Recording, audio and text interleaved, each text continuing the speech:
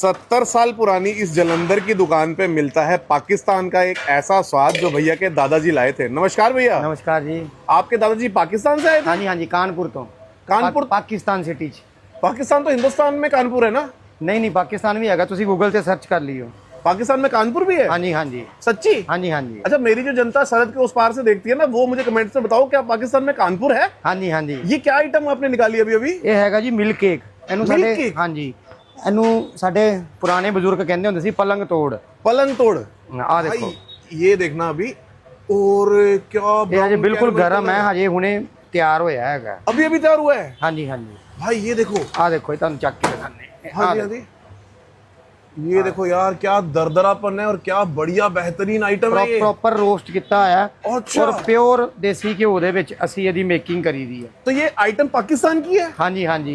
पुराने जमाने ਵਿੱਚ ਇਹਦਾ ਹੀ बर्थडे केक वगैरह ਕੱਟਦੇ ਸੀਗੇ। अच्छा, बर्थडे केक पहले इसका होता था? हाँ जी, हाँ जी। मैंने सुना आपकी दुकान पे जो भी मिलता है वो देसी घी का मिलता है। ਪਿਓਰ ਦੇਸੀ ਘਿਓ ਮੇਰੀ ਤਾਂ ਮੇਕਿੰਗ ਹੀ ਭਾਜੀ ਸਾਹਮਣੇ ਹੈਗੀ, ਗਾਹਕ ਨੂੰ ਦਿਖਦਾ ਕੀ ਬਣਦਾ ਪਿਆ। और क्या क्या रखा है आपने? ये कौन सी ਔਰ बर्फी ਇਹ है? ਸਾਡੀ ਹੈਗੀ ਪਨੀਰ ਵਾਲੀ ਬਰਫੀ। पनीर की बर्फी? हाँ जी, पाजी, पनीर की तो सब्जी बनती है। ਅਸੀਂ ਬਰਫੀ ਬਣਾਤੀ ਮਹਾਰਾਜ। पनीर की बर्फी? हाँ जी, ਇਹ ਸਿਟੀ सिर्फ ਅਸੀਂ ਬਣਾਉਂਦੇ ਆ। अच्छा, और यहाँ पे क्या रखा है? ਇਹ ਰੋਸਟਡ ਵਾਲੇ ਕਾਲੇ ਗੁਲਾਬ ਜਾਮਣ ਹੈਗੇ ਜੀ। रोस्टेड काले गुलाब जामुन। ਔਰ ਅਸੀਂ ਇਹ ਪਨੀਰ ਖੋਏ ਦੇ ਬਣਾਈ ਦੇ, ਇਹਦੇ ਵਿੱਚ ਕੋਈ ਡਲੀ ਨਹੀਂ ਹੋਏਗੀ, ਬਿਲਕੁਲ ਸੌਫਟਨੈਸ 'ਚ ਹੋਣਗੇ। पाजी, मैंने सुना आपके दादाजी पाकिस्तान से फ्रिज लेके आए थे। हाँ जी, हाँ जी। ਆ ਦੇਖੋ ਸਰ, ਇਹਦੇ ਵਿੱਚ ਅਸੀਂ ਰੱਖਦੇ ਆ ਰਸ ਮਲਾਈ। अच्छा। ਆ ਦੇਖੋ, अरे वाह। ਇਹ ਜੀ ਦੇਸੀ ਫ੍ਰਿਜ ਹੈ, ਬਟ ਕਾਮਯਾਬ ਆ। ਆ ਦੇਖੋ। अरे भाई, नीचे बर्फ रखी हुई है हाँ जी, और ऊपर है रसमलाई। ਰਸ ਮਲਾਈ ਰੱਖੀ। और पाजी, ਜਿਹੜੀ ਇਹ ਸਾਡੀ ਰਸ ਮਲਾਈ ਨਾ ਸਰ, हाँ जी, ਆ ਦੇਖੋ, ਇਹ ਵੀ ਸਪੈਸ਼ਲ ਹੈ। ਜਿਹੜਾ ਪੀਸ ਹੈ ਇਹ ਗਾਂ ਦੇ ਦੁੱਧ ਦਾ ਪਨੀਰ ਦਾ ਵਾ।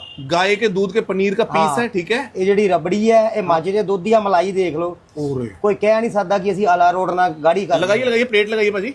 ਇਹ ਹੌਲੀ ਹੌਲੀ ਹੋਰ ਥਿੱਕ ਹੋਣੀ ਆ ਆਪੇ। अच्छा, और ये आस्ता आस्ता ठंडा भी होता रहता है। ਹਾਂ, ਨਾਲ ਇਹਦੇ ਵਿੱਚ ਇਲਾਚੀ ਪਾਊਡਰ ਪਾਈਦਾ, ਬਟ ਕੋਈ ਵੀ ਰੋਜ਼ ਵਾਟਰ, ਕੋਈ ਫਲੇਵਰ, ਕੋਈ ਪਿਸਤਾ नहीं, सिंपल बनाई दी। आपके अनुसार ये जो अंदर है रस मलाई, वो गाय के दूध की है, तरी भैंस के दूध भैंस की के है? दूध की है। पाजी, एक बात बताओ, आपके ये छोटे भाई कहाँ पे हैं ये वाले? ਇਹ ਮੈਂ ਹੀ ਆ ਜੀ। ਇਹ ਆਪਣਾ ਕਿਸੇ ਟਾਈਮ ਤੇ ਪੈਸ਼ਨ ਸੀਗਾ ਮੈਨੂੰ, ਬਟ ਇਹਦੇ ਵਿੱਚ ਵੀ ਕਾਫੀ ਮੈਨੂੰ ਪਿਆਰ ਮਿਲਿਆ ਸਭ ਦਾ। आप बॉडी बिल्डर हो? ਹਾਂ, ਮੈਂ ਮਿਸਟਰ ਪੰਜਾਬ, ਨਾਰਥ ਇੰਡੀਆ, ਊਨਾ, ਮਿਸਟਰ ਹਿਮਾਚਲ ਸਭ ਪਾਰਟਿਸਿਪੇਟ ਕੀਤੇ। पाजी, क्या बात कर रहे हो? हाँ जी। मिठाई की दुकान पे तो वो लाले बैठते हैं पेट निकाल ਬਸ के। ਇੱਕ ਪੈਸ਼ਨ ਸੀਗਾ ਜੀ ਕਿ ਇਸ ਲਾਈਨ 'ਚ ਵੀ ਕਾਫੀ ਲੋਕਾਂ ਦਾ ਪਿਆਰ ਮਿਲਿਆ।